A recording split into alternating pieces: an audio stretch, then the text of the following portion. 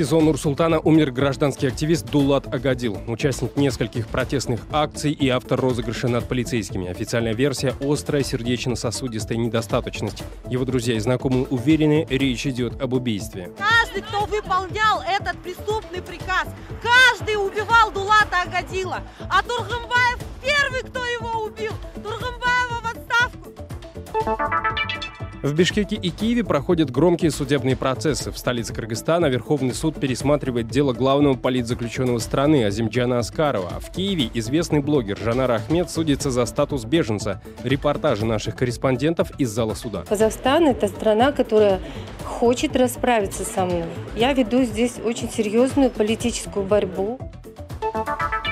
2704 жертвы по всему миру. Коронавирус закрывает границы. Центральная Азия отгораживается от Китая, Ирана и Афганистана, где зафиксированы вспышки заболевания. Цифры из Италии, Ирана и Южной Кореи очень беспокоят. Но сейчас речь идет об эпидемии в отдельных странах. В прямом эфире информационная программа «Настоящее время. Азия» в бишкекской студии. Я Шавкат Тургаев. Здравствуйте. В Казахстане в следственном изоляторе скончался активист Дулат Агадил. Он известен тем, что активно призвал власти к решению социальных проблем в стране, заявлял о необходимости соблюдения гражданских прав и свобод. Мужчину задержали накануне вечером. Предполагаемой причиной смерти в полиции называют сердечную недостаточность. Но в эту версию верят не всем. Новость о смерти Агадила буквально взбудоражила активистов. Люди вышли на митинг. О том, чем закончилась акция протеста, мы поговорим с нашим корреспондентом Ернуром Довжановым. Он с нами на прямой связи из Нур-Султана. Ернур, привет. Как отреагировали активисты на смерть своего соратника? Приветствую, Шавкат. Смерть Дулата Агадила вызвала большой резонанс среди активистов. После обеда сразу в нескольких городах страны десятки людей стали осаждать здания департаментов полиции. Особенно горячо было в Нур-Султане. Здесь активисты собрались у Министерства внутренних дел. Они требовали объяснений в связи со смертью их соратника Дулата Агадила и также призывали к отставке министра внутренних дел. Эмоции у всех были на пределе. Некоторые даже не могли сдержать слез. Далее предлагаю послушать, что говорят сами активисты. Я гордился им, брал с него пример, что теперь его не стало. Все виноваты в смерти Дулата, все люди в формах. Пусть все уйдут в отставку, всех надо судить. Каждый, кто выполнял этот преступный приказ, каждый убивал Дулата Агадила. А Тургымбаев первый, кто его убил. Тургымбаева в отставку. Это при нем убили Дулата. Это при нем нормально врываться 25 человек. Это при нем нормально выламывать двери и преследовать каждого, кто говорит правду. Ернур, ну вот по кадрам, которые мы только что видели, полиция задерживает людей, причем в довольно жесткой форме. Известно, сколько активистов арестовали и за что именно? Да, Шавкат, не дождавшись реакции от Министерства внутренних дел, активисты начали перекрывать одну из центральных проспектов столицы. Но в это время за считанные секунды на место подъехали автозаки. Активистов стали задерживать. По данным полиции, арестовали 23 человека. 13 из них это женщины. Вот как комментируют эти задержания сами полицейские. Предлагаю послушать далее. Они предприняли попытку перегородить, заградить, то есть проспект Ауссидык. Это и есть нарушение норм казахстанского законодательства. Поэтому были доставлены для разбирательства. Как уже заместитель министра сказал, части женщин сразу мы отпустили их, так как среди них были пожилого возраста, то есть отпустили. А в части остальных мы разбираемся. Активисты отказываются верить в то, что их соратник Дулат Агадил умер собственной смертью. По их словам, это дело рук полиции. Отмечу, гражданского активиста задержали накануне вечером с применением силы. Его увезли в неизвестном направлении. Позже выяснилось, что его поместили в СИЗО. И вот сегодня утром стало известно о его смерти. Ну а более подробную хронологию событий я предлагаю узнать из репортажа моей коллеги Шолпан Уразбековой. Это кадры последнего задержания активиста Дулата Агадила накануне вечером. А уже сегодня днем полиция сообщила о его смерти в СИЗО Нур-Султана. Предварительная официальная причина смерти – сердечная недостаточность. Однако другие активисты в эту версию не поверили. В смерти Дулата Агадила не считают виноваты сами полицейские. Десятки человек пришли за объяснениями к зданию МВД. Не верю. Вчера только был абсолютно здоровым. В Фейсбуке видели, как они его задерживали и порвали куртку сыну. Несколько человек напали и даже документов не предъявили. Это все сотворили власти. У него и так здоровья не было. Но у него болели почки, но не сердце. Мы же видели, как они бьют по почкам. Собравшиеся простояли у здания около получаса. Не дождавшись встречи с руководством МВД, перекрыли движение по проспекту Туэль-Сездек. После этого в считанные минуты на место пригнали автозаки. Большую часть людей забрали в полицию. Среди них в одном из автозаков оказалась беременная женщина. Спустя некоторое время к собравшимся все же вышел заместитель министра. Он сообщил, что настоящую причину сейчас устанавливают судмедэксперты. Другой полицейский попытался объяснить собравшимся, что Агадилу в СИЗО действительно было плохо из-за его легкой степени опьянения. По прибытию в момент его задержания ориентировочно 20-30 часов в поселке Талакпир. И после освидетельствования у него была вторая степень, легкая степень, средняя степень опьянения. В течение ночи ему несколько раз рвало. Но жалоб на него кого-либо там он не вызывал. Алматинские активисты также собрались у здания местной полиции после сообщения о смерти Дулата Агадила. Они тоже не верят, что 42-летний гражданский активист умер от сердечной недостаточности. За моей спиной свыше 30 гражданских активистов, но люди еще продолжают собираться. Они намерены требовать отставки руководства страны и полной реформы МВД. Но главная причина их сбора – это выразить соболезнования родным Дулата Агадила. Собравшиеся также требовали встречи с руководством полиции и прокуратуры. Они опасаются за жизнь активистов, которые были задержаны в день митингов и сейчас находятся в спецприемниках. Мы не доверяем! Стоит отметить, что в смерть из-за сердечного приступа не верит и адвокат погибшего Агадила Бауржан Азанов. Сегодня у него была запланирована встреча со своим подзащитным. Вся моя работа будет посвящена тому, чтобы установить причину гибели, действительно объективную причину гибели Агадила Дулата, при каких обстоятельствах, почему он умер. Тем более человек совсем не старый, молодой, можно сказать, человек. Умер при весьма очень странных обстоятельствах. Гражданского активиста Дулата Агадила несколько раз задерживали на антиправительственных митингах. Он неоднократно был оштрафован и арестован на несколько суток. Был известен своей активностью в социальных сетях, публиковал видео различных протестных акций и резонансных судебных процессов, а также писал посты в поддержку подвергшихся преследованиям гражданских активистов. В прошлом году Агадил в одно из своих задержаний сбежал из спецприемника, где отбывал административный арест. Своим поступком он хотел доказать непрофессиональность сотрудников полиции. Меня никто насильно не вывозил из камеры, никто меня не похищал. Я сбежал намеренно. Стоит отметить, что пока так и неизвестна причина, по которой Дулата Агадила вчера задержали сотрудники полиции и после чего наступила его смерть. Шолпан Урузбекова, Ганизат Успанов и Павел Энгельгард. Настоящее время. Азия. Казахстан. А тем временем министр внутренних дел Казахстана Ерлан Тургумбаев заявил, что во время субботних акций протеста задержаны 53 человека. По его словам, 10 человек были привлечены к административной ответственности, остальных отпустили после того, как с ними провели беседу. Тургумбаев отметил, что задержания в основном проводились в Нур-Султане и Алматы. А тем временем статистика правозащитников по задержанным расходится с официальной как минимум в 5 раз.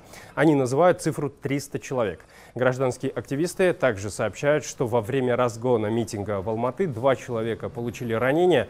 Количество привлеченных к административной ответственности тоже отличается. 24 активиста по факту участия на митингах должны выплатить штрафы. Для этого они объявили кампанию по сбору средств. Я напомню, в минувшую субботу в крупных городах Казахстана прошли митинги. Их проведение ранее анонсировал лидер оппозиционного движения «Демократический выбор Казахстана» Мухтара Аблязова. Также на свою акцию протеста вышли активисты незарегистрированной Демократической партии Казахстана. Они требовали освободить своего лидера Жамбулата Мамая, которого задержали за день до митинга. В Казахстане задержали сержанта-контрактника, который, по версии правоохранительных органов, украл большое количество оружия и боеприпасов из воинской части под Шымкентом. В операции по его поиску принимали участие оперативные группы КНБ и МВД. Вместе с ним задержаны еще двое его подельников. По словам начальника Следственного департамента МВД Казахстана, оперативники изъяли 29 автоматов, 24 пистолета и боеприпасы.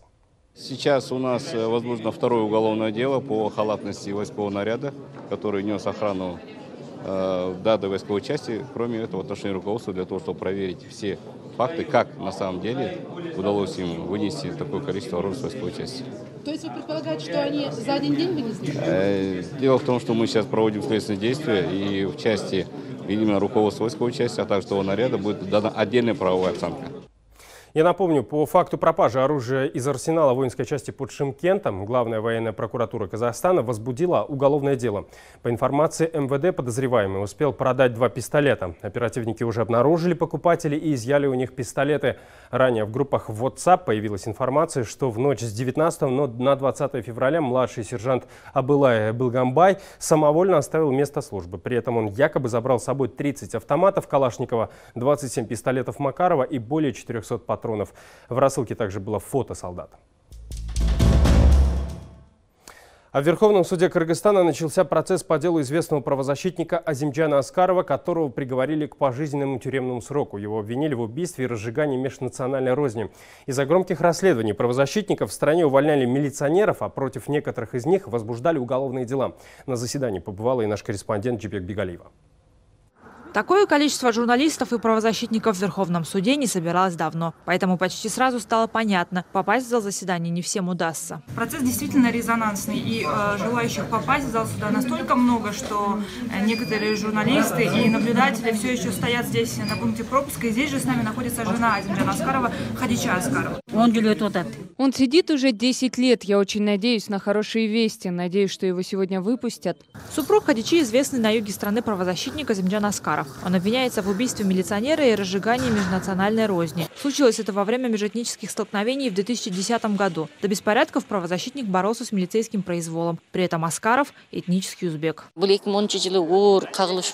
2010 году были очень тяжелые столкновения. Раны у людей еще не затянулись. Есть те, кто знает, что он хороший правозащитник, а есть те, кто не знает Аскарова и считает его плохим человеком. Поэтому, чтобы не бередить уже заживающие раны, его можно отпустить на основании того, что он уже 10 лет отсидел. 10 лет в одиночной камере считаются за 20 лет. Тем более надо учитывать решения международных институтов, его возраст и то, что его вина не доказана. Дело Аскарова одно из самых громких за всю историю страны. 4 года назад Комитет ООН по правам человека признал, что Аскарова пытали, а суд проходил с нарушениями. Еще раньше, после того, как Госдеп США наградил пожизненно заключенного правозащитника, Кыргызстан разорвал соглашение о сотрудничестве с США. Это документ, который облегчал оказание помощи Кыргызстану со стороны Вашингтона. Мы посвятили этому делу 10 лет.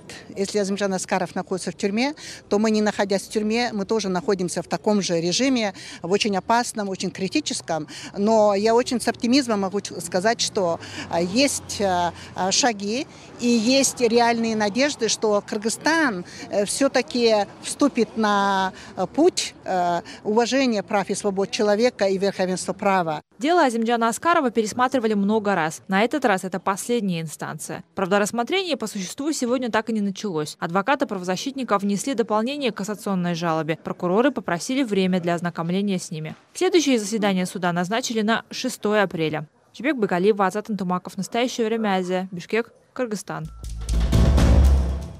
Снова возвращаемся к новостям из Казахстана. Десятки активистов и многодетные матери сегодня собрались у офиса представительства Европейского Союза в Нур-Султане. Они призвали европейских депутатов обратить внимание на нарушение прав человека в Казахстане. По мнению собравшихся, они вынужденно пошли на этот шаг, поскольку своим правительством они не были услышаны. Среди пикетчиков были и те, кого полиция задержала во время субботних митингов. По их словам, они пришли к представительству Европейского Союза и посольствам ряда европейских стран, чтобы обратить внимание на тот факт, что, по их мнению, в Казахстане нет демократии. Многодетные матери, в свою очередь, жаловались на низкие пособия для детей и проблемы социального жилья. В руках некоторые держали плакаты с лозунгами «Нет экспансии Китая», «Свободу политзаключенным» и «Свободу Мухтару Джакишеву». Правозащитники его считают политзаключенным заключенным.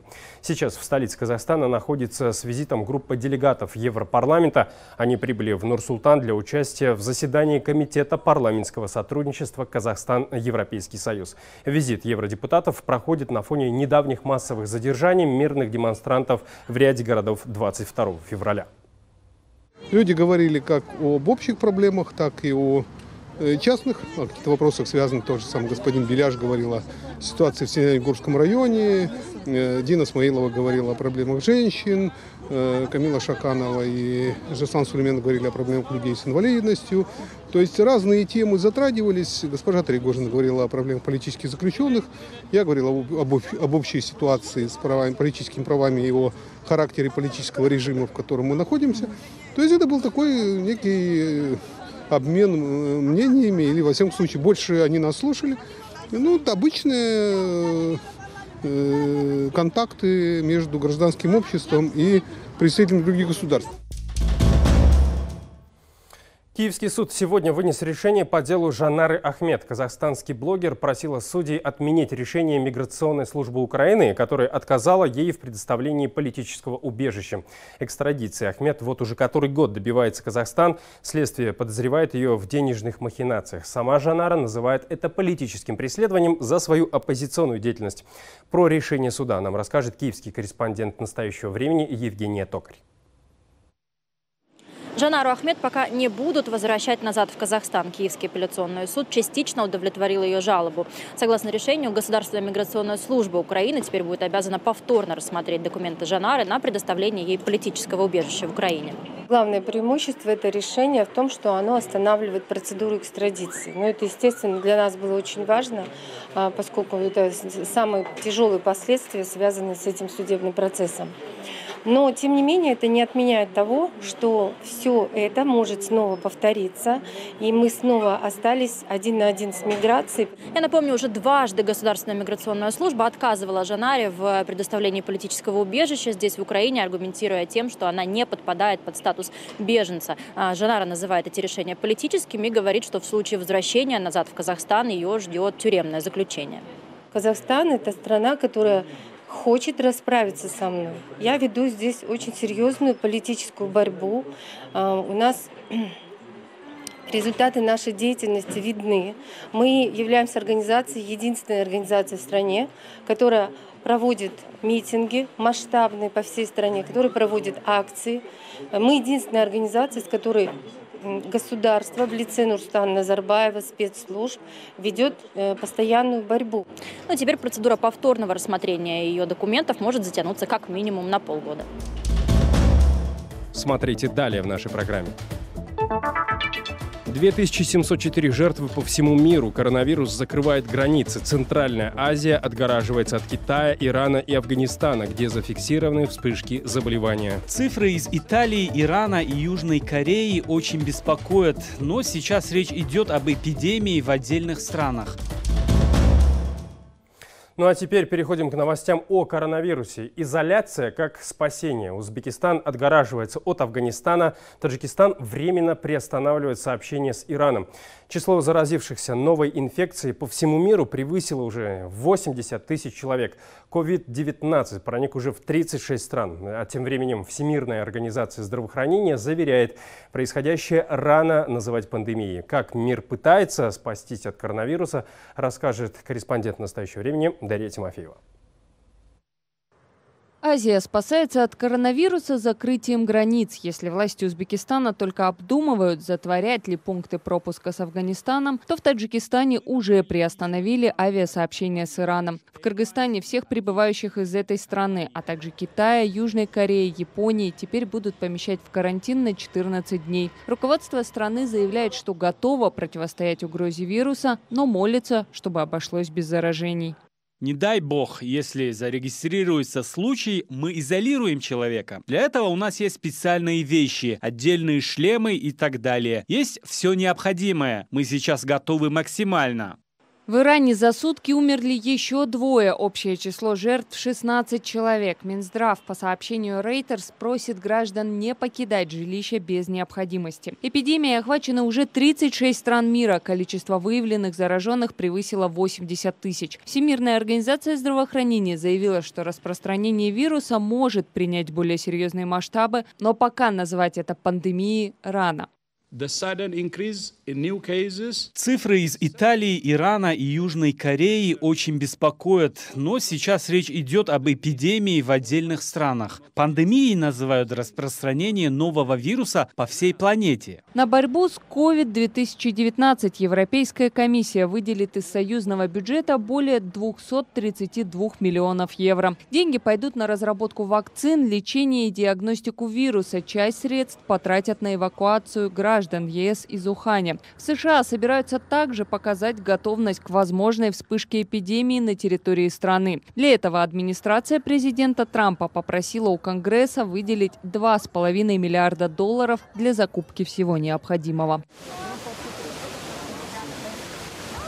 Коронавирус нанес удар не только по здравоохранению, но и по экономике многих стран. Карантинные меры в Италии затронули не менее 50 тысяч человек, 7 умерли. Из-за эпидемии в стране приостановили съемки 7-й части голливудского блокбастера «Миссия невыполнима». Завершен карнавал в Венеции, футбольные матчи чемпионата Италии пройдут без зрителей, и ряд из них и вовсе отменили. В Центральной Азии изоляция от большого соседа привела к росту цен на китайскую продукцию на узбекских и кыргызстанских рынках. Продавцы опасаются остаться совсем без товара, если ситуация не улучшится до середины марта.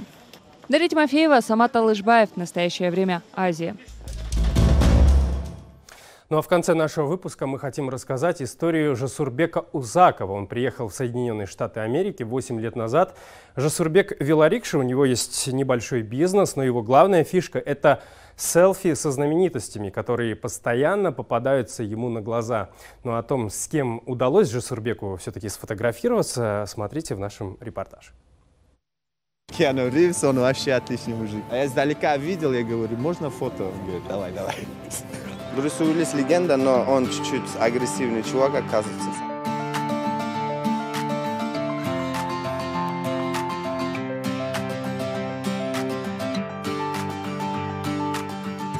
Это парень из Зомбиленд. Facebook, он играл в Facebook. Я обожаю его, это мой любимый актер. В Куинсе живет, он мой сосед. Серьезно? Николай Басков, кстати, он не хотел со мной фоткаться. Я говорю, ладно, Брюс Уиллис Николай же Басков, готов. я знаю с детства вас, и потом он вернулся.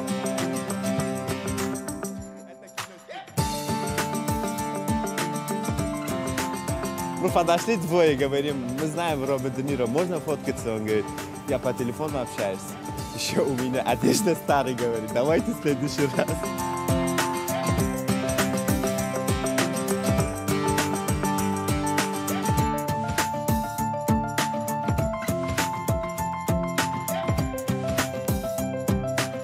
Но думаю, точно Сара Джессика Паркер помнит меня. Почему? Потому что у меня в то время не было английского. И я говорю, может, кэш драйв вам? Она смотрит, у меня кэша нету, говорит. А я говорю, а я бесплатно повожу вас. А я на хотел отвез, она подошла, говорит, подожди меня здесь. Она подошла до Дормена. И Дормен приводит, мне конверт дает. И там $200. И я сразу понял, Сара Джессика Паркер – это другая женщина. Это начальник полиции Нью-Йорка.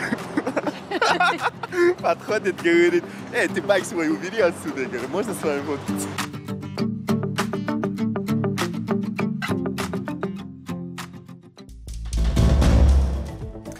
Каждый день на новом YouTube-канале «Настоящее время Лайв» смотрите прямые эфиры всех информационных программ «Азия», «Главное», «Вечер» и «Америка». Ну а это были все новости, о которых мы хотели вам рассказать. Смотрите нас в социальных сетях, в эфире своих национальных телеканалов и в прямом эфире круглосуточного телеканала «Настоящее время» в YouTube. Всего доброго, до встречи.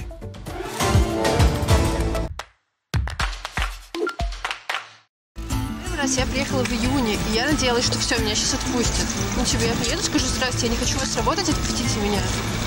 Без кабинета. Ну, мне сейчас не приходится выбирать, мне важно было уехать отсюда на время. Меня предупреждали, во-первых. Во-вторых, я, в принципе, знал, потому что все-таки в стране людей отправляют в различные уголки страны отрабатывать. Менталитет через подвиг все делать. Здесь ничего нету, здесь то есть не созданы условия какие-то для жизни людей. Что-то на уровне какого-то трудового лагеря. Меня зовут Арсений Митровицкий. Наша история начинается в 1955-м. Годом рождения рок-н-ролла, год 1955. В 1955 году родился я сам. Самый первый диджей СССР. Король последних журнальных страниц. Легендарный музыкальный критик и журналист. Организатор первого советского рок-фестиваля.